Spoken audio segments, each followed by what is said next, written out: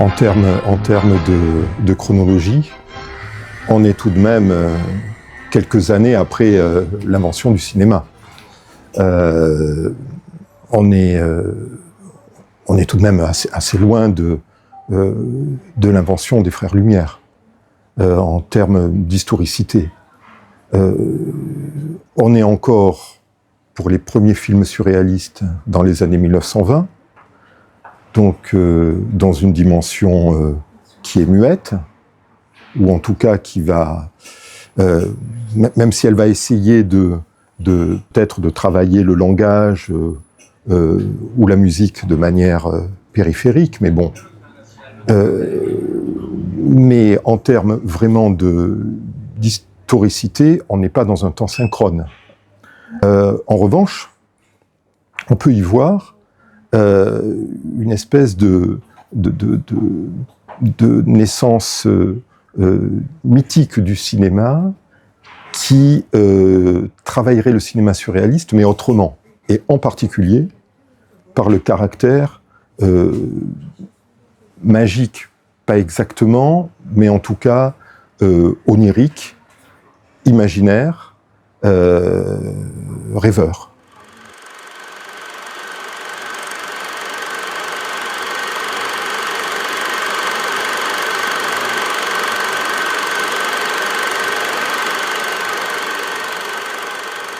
Le surréalisme, c'est j'ai envie de dire, c'est un mouvement global.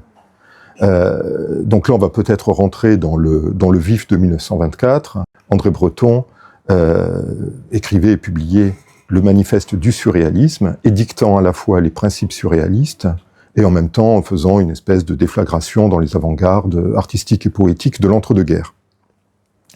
Alors, dans ce manifeste, une notion qui nous intéresse particulièrement, parmi d'autres, car c'est extrêmement riche, puisqu'en fait, le surréalisme est un mouvement, encore une fois, global, qui se veut révolutionnaire et qui a comme mission de changer la vie, de bouleverser la vie.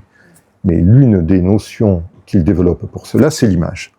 Voilà. Et le surréalisme va explorer l'image, et ce qui est intéressant, c'est qu'il va faire feu de tout bois, avec les images ou des images. C'est-à-dire que ce sera aussi bien l'image littéraire, bien sûr, puisqu'il s'agira toujours de dépasser la réalité, de la transgresser, de la traverser. Donc pour cela, le langage doit être lui-même un élément de dépassement de la réalité, par le biais du poétique.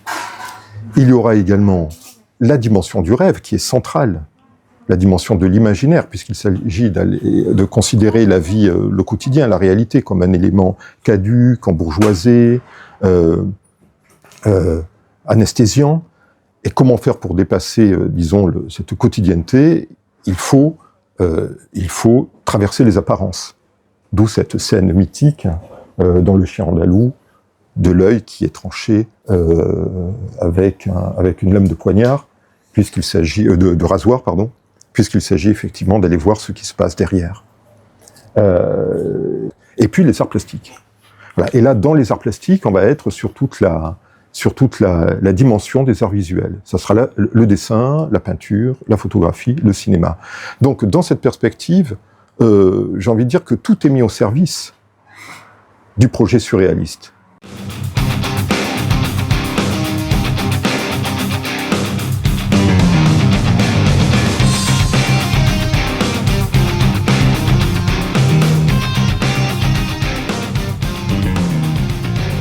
En revanche, ce qu'on peut remarquer, c'est que très vite, il s'intéresse à des médiums qui sont même considérés comme mineurs. Quand on va avoir des photographies dans Nadja ou L'Amour fou de Breton, quand on va avoir des photographies d'Adjet dans la Révolution surréaliste, la revue des années 20, elles ne sont pas forcément signées, mais en revanche, elles existent pour leur dimension iconique. Et de ce fait, elles sont déjà considérées potentiellement comme des œuvres d'art.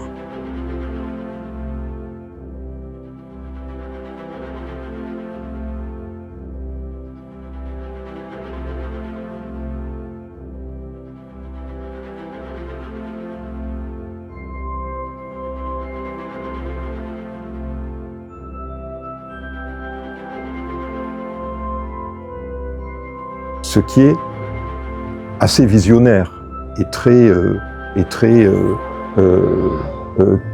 en avance en fait, sur le temps et sur le statut de ce que sera la photographie, qui sera reconnue bien après.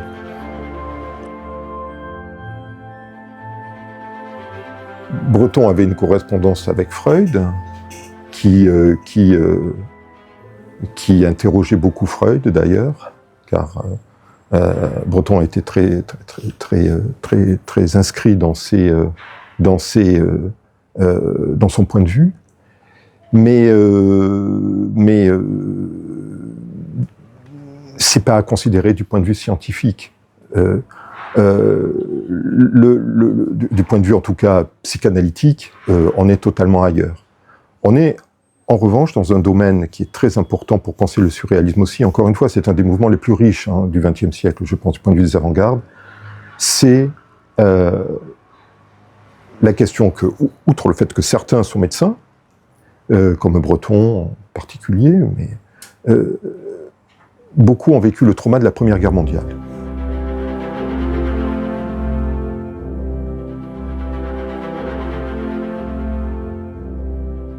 Et le surréalisme se construit sur un traumatisme.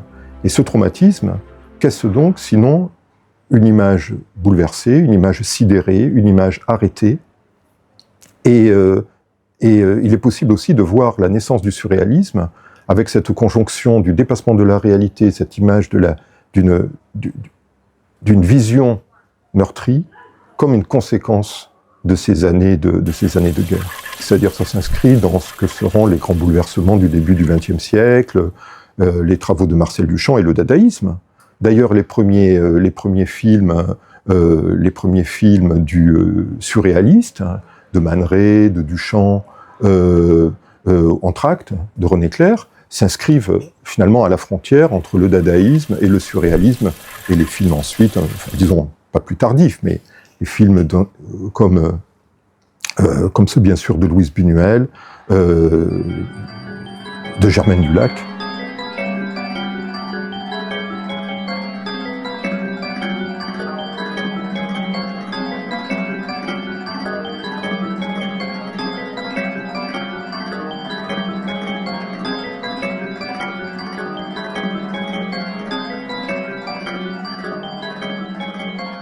C'est-à-dire que le surréalisme, du point de vue historique, enfin à titre personnel, j'ai même envie de le considérer vraiment comme un mouvement en fait d'avant-guerre, enfin avant la Deuxième Guerre mondiale. Voilà, c'est là où on va avoir les grandes œuvres, les grandes énergies, les grandes créations. Ce mouvement d'avant-guerre est aussi porté par deux revues. C'est très important pour un mouvement d'avant-garde, les revues.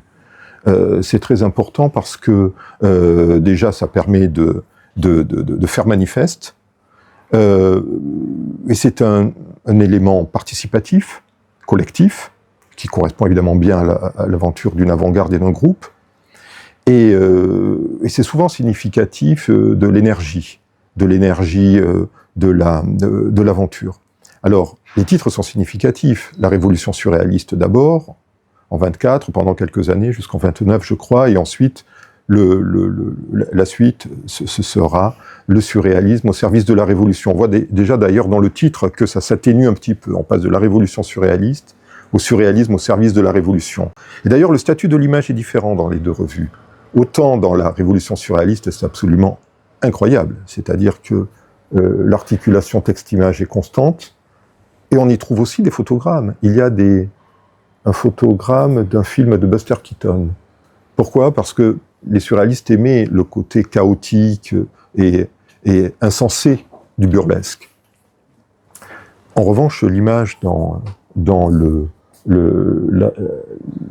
surréalisme au service de la Révolution est beaucoup plus assagie. Elle existe sous forme de folio. On est moins dans ce rapport presque transgressif entre le texte et l'image. Voilà, donc disons, les théories, les théories surréalistes sont très fortes à ce moment-là. Évidemment, elles continueront jusqu'à la mort de Breton dans les années 60.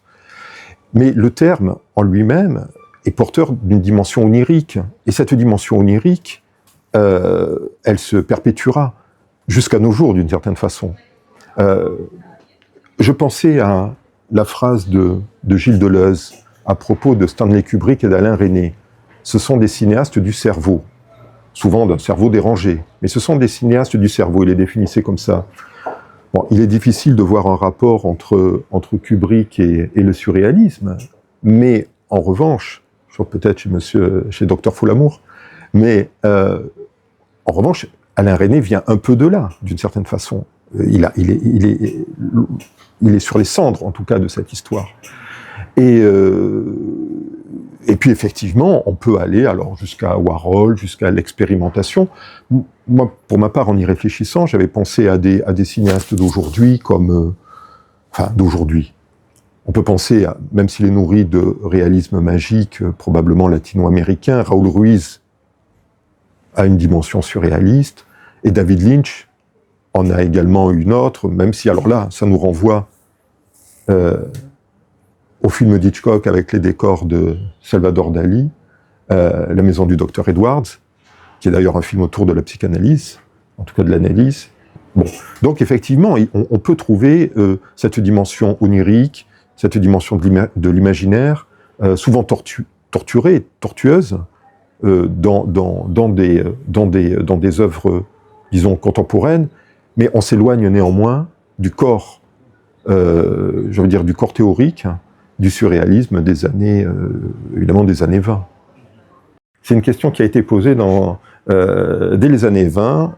Qu'est-ce qu'une image surréaliste? Encore une fois, il faut partir du principe surréaliste qui est de dépasser la réalité et de trouver des protocoles pour cela. Alors, quels sont ces protocoles? Ces protocoles pour dépasser la réalité et changer le monde. Parce que c'est ça l'idée, c'est de changer le monde. Donc, le protocole, ça va être d'avoir des systèmes. Alors, les systèmes, ça va être l'écriture automatique. Parce qu'à ce moment-là, l'écriture n'est pas inféodée à la raison ou à la conscience. Ça va être les cadavres exquis. On ne sait pas ce que le partenaire va écrire ou dessiner, et tout va ainsi se déplier de manière insensée. Ça va être, bien sûr, le fait de noter ses rêves. Au réveil, ils font des séances où on note ses rêves. Bon, voilà. Il y a tout un ensemble de protocoles pour, précisément, produire du surréalisme, j'ai envie de dire, et notamment des images surréalistes, mais aussi des textes surréalistes, qui dépassent cette réalité. Et alors, à un moment, il y a un débat sur la peinture surréaliste. Alors, ils s'interrogent en demandant à Breton, qu'est-ce que c'est qu'une peinture surréaliste? Est-ce que c'est une peinture qui doit figurer un monde onirique, qui doit figurer l'imaginaire, alors bon, des espaces-temps totalement inventés, hein, l'imaginaire, le rêve, ou bien, et ça c'est vraiment très intéressant, et d'ailleurs c'est si intéressant que Breton ne tranchera pas, mais, ou bien, est-ce que finalement, la peinture ne doit-elle pas être surréaliste dans son principe de fabrication, dans son principe de création, c'est-à-dire chaotique, c'est-à-dire déraisonné, sans suite logique. Alors ça, c'est très intéressant, parce que d'un côté, on aurait une peinture figurative qui représenterait des mondes imaginaires, mais de l'autre côté, on aurait quelque chose presque de plus théorique, qui consisterait à peindre sans la raison, en quelque sorte. Voilà. Donc, d'une certaine manière, ça a toujours été ouvert, et ça a toujours été la question surréaliste, c'est-à-dire comment créer, comment atteindre ce monde imaginaire avec les images. Alors on peut faire peut-être le rapport avec l'exposition qu'il y a en ce moment au Centre Pompidou, parce que, bon, cette exposition, elle s'inscrit dans le centenaire du manifeste. Donc il y a, pour dire les choses très rapidement, 2 parties. Une deuxième partie assez didactique, construite de façon thématique, qui est assez lisse, qui comment dirais-je, qui lime tout l'aspect révolutionnaire et politique du groupe. Bon. Donc, bon, elle est intéressante, disons, pour des personnes qui voudraient y voir une première introduction et ensuite aller plus loin. Mais en revanche, la première partie est intéressante. La première partie, en fait, se construit d'abord à travers la figure du labyrinthe. Donc, on rentre dans cette figure du labyrinthe qui avait été choisie par Marcel Duchamp pour l'exposition surréaliste de 1947. Et on prend un grand couloir obscur, dans la nuit en quelque sorte, qui est uniquement éclairé de photomatons des artistes surréalistes, mais phosphorescents. Donc d'emblée, on est dans une espèce de nuit de l'imaginaire avec des lumières très, pas très vives, mais puisqu'elles sont blanches, elles sont très hallucinatoire. Et pour arriver à une salle où il y a le manuscrit du manifeste du surréalisme, mais cette salle qui est dans une forme arrondie, comme un praxinoscope en quelque sorte, enfin les premières machines cinématographiques. Et là, il y a un court-métrage, bon, encore une fois, assez introductif au sujet. Ensuite, 2 pièces suivent, intitulées L'entrée des médiums, et ensuite La trajectoire du rêve. Et là, effectivement, on est, pendant un certain temps, dans le bouleversement de l'iconicité surréaliste. C'est-à-dire dans tout ce que ça a tout ce que l'image a de multiples, à la fois de multimédia, j'ai envie de dire, multimédia avant l'heure, dessin, peinture, photographie, cinéma. C'est là d'ailleurs où on va avoir des extraits du film d'Hitchcock et je crois que c'est Le Chien andalou de Buñuel ou L'Âge d'or, enfin un des 2 films. Et également une dimension graphique. Donc on voit bien toute cette multiplicité des signes et de la visualité chez les surréalistes. Et ça, c'est assez dynamique. Et de ce fait, parce que c'était aussi sur une remarque que je continuais, sur une de tes remarques, sur est-ce que c'était assez ouvert, ils avaient un intérêt pour la fête foraine. Et c'est vrai que c'est un grand côté, cette première partie, un grand côté, d'ailleurs ce qu'était le cinéma à son début, hein, le cinéma primitif, un côté comme ça, grande fête populaire, quoi. Bon. Et donc ça, il y avait aussi une ouverture, par exemple, à la fête foraine, que l'on retrouve dans les premiers moments de l'exposition. Disons que, compte tenu de l'importance de Breton, ça s'arrêtera d'une certaine façon avec sa disparition en 1966. Bon, maintenant, l'imaginaire est éternel, si je puis dire. Et la conquête de l'imaginaire ou la découverte de l'imaginaire est éternelle. Donc, je crois qu'il y aura toujours des artistes qui se revendiqueront de la dimension onirique, de la question des rêves, et qui, à un moment ou à un autre, même, je dirais, contre eux-mêmes, enfin, à leur insu, se référeront au surréalisme. Parfois même, s'y référeront-ils sans le savoir. Mais de fait, bon, l'imaginaire est quand même la première soupape de la création, enfin, une des premières, en tout cas. En tout cas, dans l'exposition, un très beau moment, c'est les couvertures de la revue Minotaure. Et vraiment superbe. Oui, enfin, après, ils étaient quand même dans un circuit commercial. Enfin, en tout cas, assez rapidement, il y a eu quand même, ça a eu une valeur marchande, donc avec des galeries, avec des lithographies, différents supports, effectivement.